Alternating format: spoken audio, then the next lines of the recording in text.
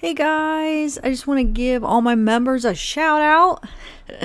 Thank you so much. I appreciate it so much. Like, you don't understand how much this helps with the channel actually. Your donations. I mean, it's basically a subscription every month is so awesome that you do that, and I don't know. I just know that it's very appreciated, and it'll help me get my setup for my new little studio. Well, my little corner in my bedroom, but hey, it's gonna be my little studio. So, yeah, that'll definitely help go towards getting this all set up and just everything. I don't know. Just thank you so much. Seriously.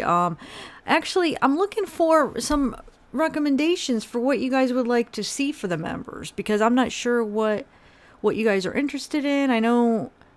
I feel like when we do the members live, there's not a lot of people that show up. So I'm just curious, maybe if you guys could give me some input on maybe what you would want to see for the members videos. Help me out here, because I want to give you something you guys are interested in. I was trying to think of something that was not true crime, unless if you want to just stick to the true crime content. But I was trying to think of something like a different type of subjects, but I don't know. Hopefully we'll try to discuss it in some of our lives and try to figure out some stuff we could do. So I do have a giveaway coming up, and actually I guess I do have a couple ideas. I'll let you guys know. Okay, let's get into this video. And oh yeah, just thank you. Thank you again. Thank you. I can't even say thank you enough.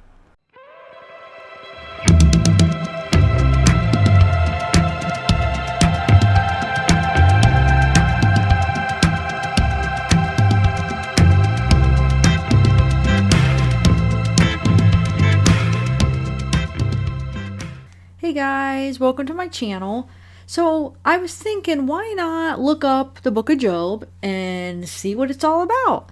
Should have done that during the live for you guys. I don't know. Sometimes I don't think, and then after I'm like, why didn't I just look it up? I have Google, I have my computer, I have sources. I could have just done it right there on the live, but I'm going to do it now for you guys. Well, maybe I should explain why I'm looking up Job. Most of you guys have probably been following it, but maybe there's some people that are trying to get caught up on some of the stuff going around and all the little details. But Lori's cellmate said that she heard Lori telling Colby, her son, to basically read the book of Job, and that explains her situation, Lori's situation. So she's trying to compare herself to Job. So there's two versions. One is a really modern version. I found pretty cool, the language they use. I'm going to read you that, and then I'll read you something from another source that basically it says the 3 lessons from the book of Job, it's pretty interesting too. They're really simple the way that they're written, so it's pretty easy to follow. So, but these are just summaries. I'm not reading you the whole book of Job, but just a summary of what it's about. And actually, when I started reading it, I remembered this. Actually, I remember reading this in the Bible. This was one of the first stories that I read. Not the first story, but one of the first few that I read, and one that stuck out in my head. As soon as I started reading, I'm like, oh my God, yes, I remember this is this one. Okay, so let's get into it here. I'll leave the sources in the description of where I got this. Okay, so I'm going to start out with a more modern description or summary of the book of Job. It says, Job is the bee's knees, really. He's blameless and upright, and he has kids, a wife, land, and a bunch of sheep. Doesn't get much better than that. Up in the heavens, God brags to the divine assembly about Job. Lo and behold, Satan comes out and challenges God on Job's goodness. This can't end well. So there's a note. It says, this is not the Satan of Paradise Lost, or even the Satan of the New Testament. So which Satan is he? So it says to go to this figure, so I'll click on that, and I'll let you know which Satan it is. So it says, heads up everyone, this is not your grandfather Satan, no red skin, no horns, no pointy teeth and tail, and no devilish grin. This Satan isn't even a tempter yet. In Hebrew, Satan actually means the accuser, or the prosecutor. And he is referred to as the Satan, not just Satan. It's more of a title than anything else, like Your Honor or the Messiah. Satan only pops up in chapters 1 and 2 when things get poetic. He's out of there for good. Okay, so now that we understand what Satan they're talking about, let's continue with the book of Job. back to the story. Satan tells God that, sure, Job loves God now, but take away his earthly possessions and his children and he will dump God in a New York minute. God agrees to the challenge, and Satan unleashes a force that kills all of Job's family except his wife, kills his servants, and reduces his home to dust. Ouch. But guess what? Job remains loyal. He refuses to denounce God. Take that, Satan. God gets back to bragging, and Satan sets up another challenge. This time, God lets Satan give Job a nasty rash, boils, and blisters all over his body. Now Job becomes a much less happy camper. After all, he was loyal to God, and look what happened. He doesn't renounce God, but he does insist that he deserves some kind of explanation. Wouldn't you want one? His buddies Eliphaz, Bildad, and Zophar have an answer. It's his fault. Job isn't quite satisfied with that explanation. Just in the nick of time, Elihu pops in to tell Job that he may not have sinned, but he still has no right to question his fate. After all, God's universe is still endowed with immortal power. Bottom line, suck it up. After much fretting and many speeches, God finally shows up. Why? For a scolding. Where was Job on the day the universe was created? Where was Job when God was designing the architecture of the seas and the continents? Where was Job when God invented arrested development? Needless to say, Job feels a little humbled and acknowledges that as a mere mortal, he can't possibly understand everything in an immortally ruled universe. Taking Elihu's advice, Job goes back to his day job, and eventually God gives him double what he had at the outset. Job lives to a ripe old age, and both God and Satan fades into the shadows.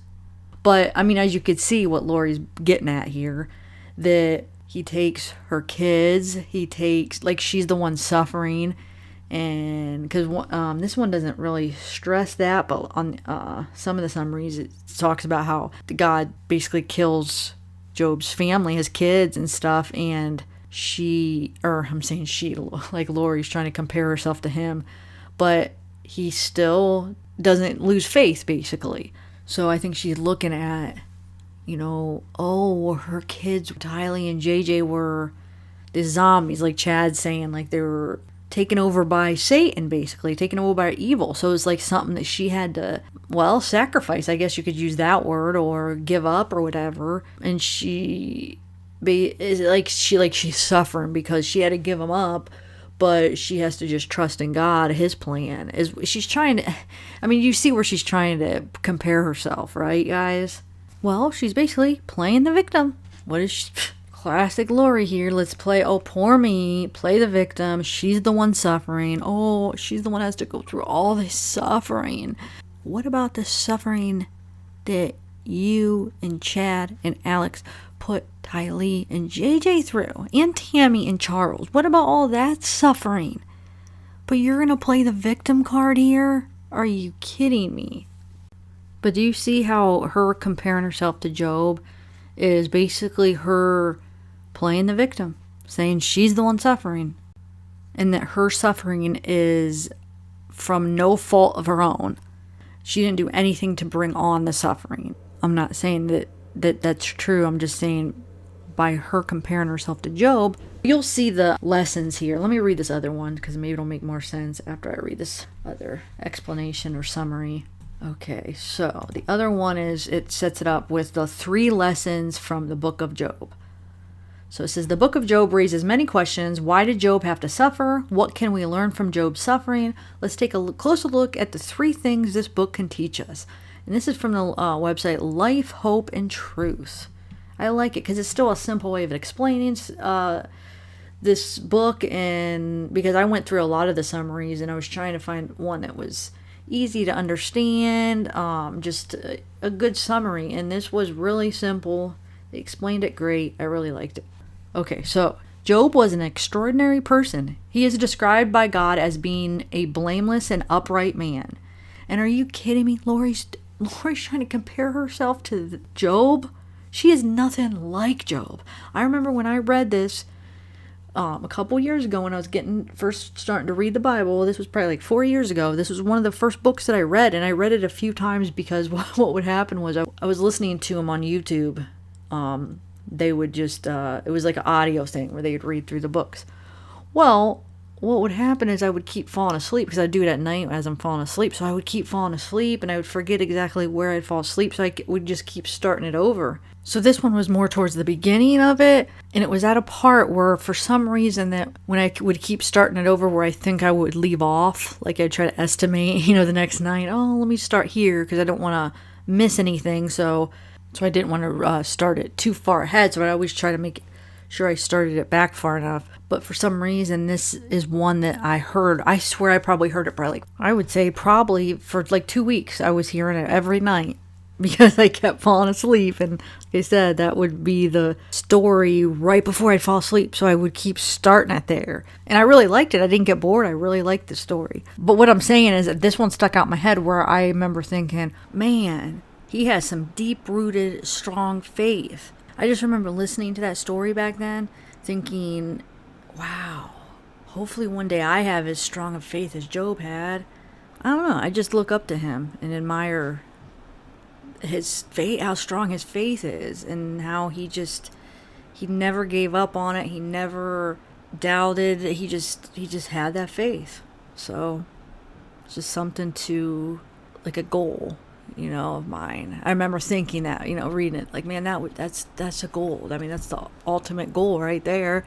To have faith that strong, yeah, definitely. That's what I strive for real. Like, I sound silly now, but I'm just being honest. Okay, so let's finish this. So he is described by God as being a blameless and upright man, one who fears God and shuns evil. The book of Job describes a long and difficult trial he experienced. His life continues to serve as an example of perseverance for Christians. The story begins by describing an encounter between Satan and God. God asks if he's considered Job's righteousness. Satan responds by accusing Job of only serving God because of his blessings he had received. God allows Satan to take these physical blessings away, beginning with Job's livelihood and children, and then his death. As Job's going through all of this, 3 of his friends, Eliphaz, Bildad, and Zophar, come to mourn with him and to comfort him. A series of conversations eventually ensues, beginning with Job cursing the day he was born. His friends then share their opinions of Job's trial. They reason that such a calamity comes from God upon the wicked, and they accuse Job of having done something evil to deserve all this. As the accusations escalate, Job asserts his total innocence, maintaining that he has been unjustly afflicted with this suffering. The book raises many questions about suffering that people still debate today. Our purpose isn't to explore all of these questions in this blog post, but to explore practical lessons we can learn from the book of Job. So what can we learn from Job in the Bible? Lesson 1. We don't have all the answers. Job's friends were sure that his sins had caused his suffering. They presented Job with many reasons they believed he had brought this ordeal on himself. They were certain they were right, but after God intervened, he rebuked the friends for speaking falsely about him in the situation. And Job didn't have all the answers either. At one point, he cursed the day he was born, which questioned God's providence. As his friends suggested the sins that may have caused his suffering, Job responded by overly justifying himself and his own righteousness. At times, we, like Job, don't know why God allows certain situations to happen. We often ask why when we see or experience intense suffering. We have to remember that we won't always discover the answers, at least not immediately. In those times, we must remember that secret things belong to the Lord our God. Lesson 2. Comfort those who suffer. When Job was at his lowest point, what did he really need? Was it correction? Was it theories on the cause of his suffering? No. What Job needed the most was comfort. Job even called his friends miserable comforters. Instead of comforting, they added more grief to his situation. What he needed was friends who would increase his faith in God's providence, pray with him, and encourage him to hang in there. When people are suffering, sometimes the best thing we can do is say nothing. There are times when just being there is the best comfort we can give. His friends were at their best when they first arrived and silently mourned with him. The Bible advises that sometimes the wisest course of action is keeping silent. We should learn how to comfort those who are in any trouble with the comfort with which we ourselves are comforted by God. Lesson 3. Suffering should cause us to search for answers. It's natural to ask why when we suffer. Why is this happening? How long will this continue?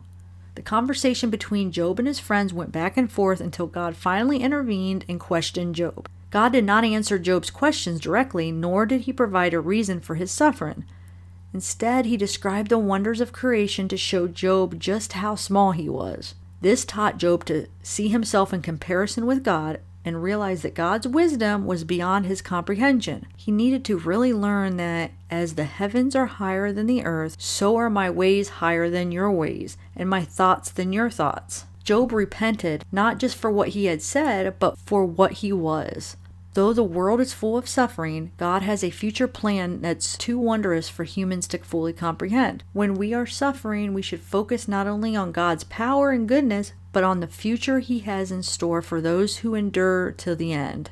So this is the book that Lori told Colby to read, and he would understand that this is what Lori was going through, basically. Poor Lori. All this suffering she has to go through. But this is so different because she caused all of it. She took away her children. The woman is selfish and the woman is evil. I feel like she's not good. She's not good. So no matter how you look at it, you hear that rain is raining. I love it. It's so relaxing though. But hopefully it sounds good. Okay, so yeah, I don't believe that she's anything like Job. It's ridiculous that she's trying to compare herself to this, because the reason that she got her freedom taken away and that she's in the place that she's at and that her kids are gone is because of her sins. With Job, it's basically, the lesson here is, you don't have all the answers. Have faith in God, and no matter what, and sometimes things will happen that don't make sense, or that, like you just have to have faith. And well, basically you don't only have faith when everything is going right for you and when God is good, or well, I don't want to say it like that, but you have everything you want and everything is just good in your life. And so it's easy to have faith then, right? Because everything's working out, and so you're like, yeah, I have faith in God. Look, he's bringing me wealth and happiness and success. But the test was that if times got hard and it wasn't so perfect and you were struggling, if you would still have faith no matter what, even if it got so bad that your whole family dies, you have a disease. I mean, he made him have sores and boils all over him. Even when it got to that extreme, would you still have faith? So no matter what, no matter any circumstance, basically. I mean, that was the true test. I mean, he was suffering physically, mentally, emotionally. He made him suffer on all levels. And Job never lost faith. And you have to remember, Job was following all the rules. He was trying to live like a good, morally good life and a godly life.